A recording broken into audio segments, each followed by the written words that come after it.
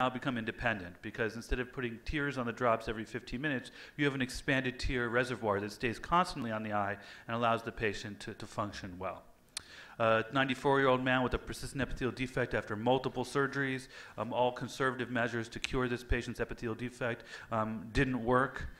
So by keeping 24-hour wear of the contact lens, you see the epithelial defect at day 1, at day 4, at day 5, and ultimately by day 7 you have complete closure of the epithelium. Essentially this is by wearing the PROS device 24 hours a day. So we've published on using a chronic wear of the PROS device in a standardized fashion to allow epithelial defects to heal without concomitant infection, which was a prior problem. Which of these patients has pain? You'd say the patient on the right, but actually the patient on the left was threatening to commit suicide due to her severe dry symptoms, sharp pain, debilitating pain. But by putting a PROS device on, she got immediate relief. And within 15 minutes, her life had changed. So this isn't a panacea. It doesn't affect everyone the same way. But neuropathic pain can certainly be destabilizing, acute versus chronic.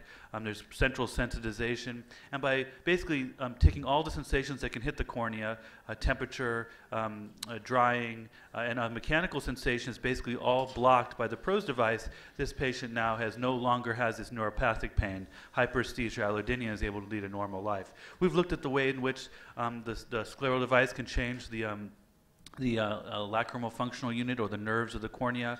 We hypothesized that extended wear will change the way the nerves function and the tearing happens. We looked using Schirmer's testing and Cochet-Bonnet anesthesiometer and saw that in patients with corneal irregularity, tear production actually improved and corneal sensation improved. Those with ocular surface disease, however, didn't have as robust a response. We looked at corneal nerve changes and saw that actually there was no change in the nerves, but just structurally, but the function of the nerves were altered. Keeps going forward. At any rate, if we also look at complications, these aren't perfect devices. If air bubbles get caught underneath the lens, that can be problematic for patients. In patients with quite a bit of inflammation, there can be mucus, so treating the inflammation still with topical steroids or other immunomodulators can be important. Conjunctiva can ultimately come underneath the lens. This usually doesn't affect vision, but can be disturbing to the physician looking at the patient. If there's poor fit at the limbus, it can cause limbal stem cell deficiency or limbal stromal edema. There can also be lack of oxygenation to the cornea and bullae, particularly if the vaulting over the cornea is too high.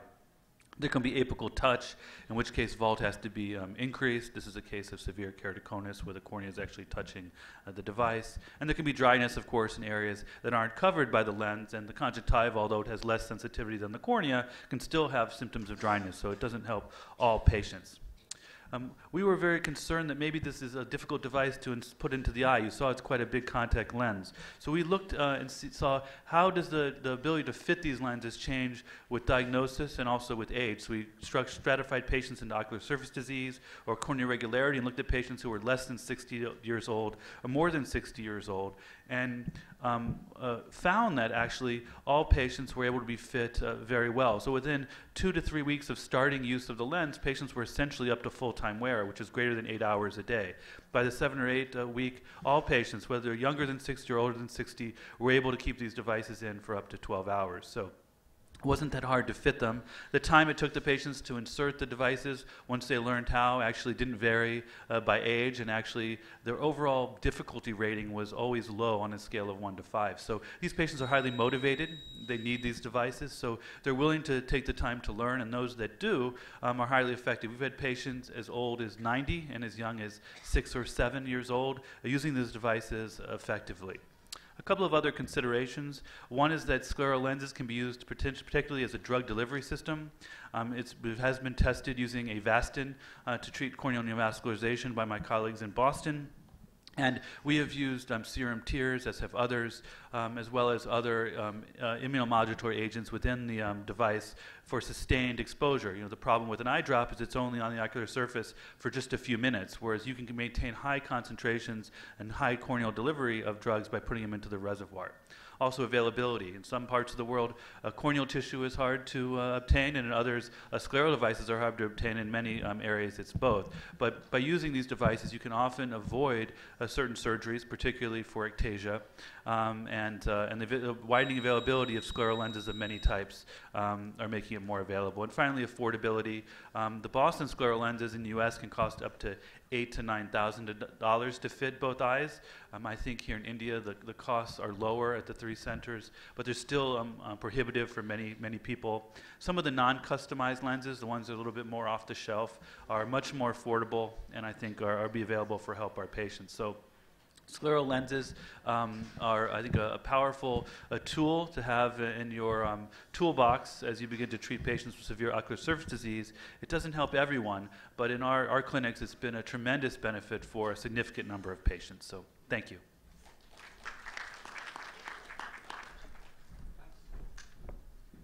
Thanks very much, Dr. Rosenblatt. That was a wonderful, very short summary of the way scleral lenses are used. They are expensive, but when they work, I don't think there's any comparison really with what they're able to deliver. So thank you so much, and thank you for being here at the AIOC this year. We're going to go into the main IC now and start with Dr. Quresh Maskati, who's going to initiate the IC. Okay, so basically when we're tackling an ocular surface which doesn't look quite healthy and the patient is cribbing and complaining away to glory, we need to first make sure that we know whether we are dealing with allergy, infection, or dryness, or a combination of them. Many times there is a combination of one or more, so we need to find out what we are dealing with. So this 7 minutes is to just try and unconfuse the confusion. So it's easy when there are classical features. For example, in an ocular allergy like this, you get all these papillae pouring out, or the limbus fired like this, or sometimes all around. You know that this is a classical ocular allergy that you're dealing with, and you can treat the allergy accordingly.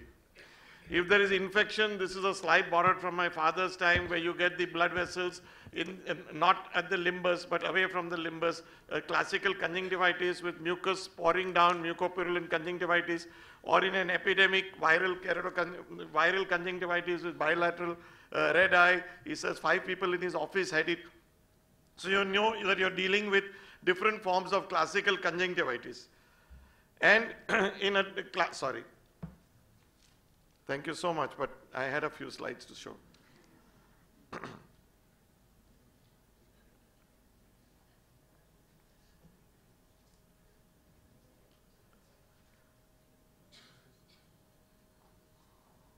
I'm doing nothing, both my hands are up.